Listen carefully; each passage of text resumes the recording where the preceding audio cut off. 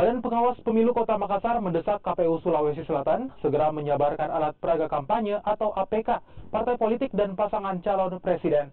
Desakan tersebut karena hingga 2 bulan setelah masa kampanye dimulai, KPU belum juga menyebarkan alat peraga kampanye yang seharusnya sudah terpasang setelah masa kampanye dimulai.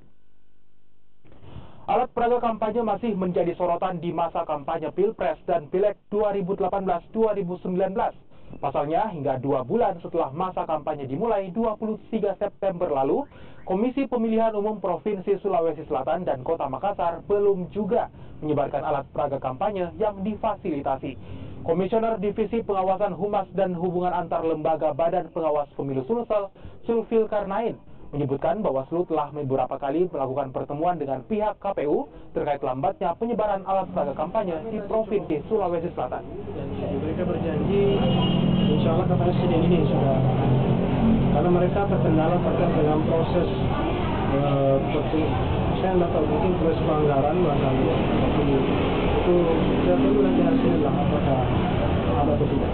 Sanksi administratif itu nanti tergantung ya.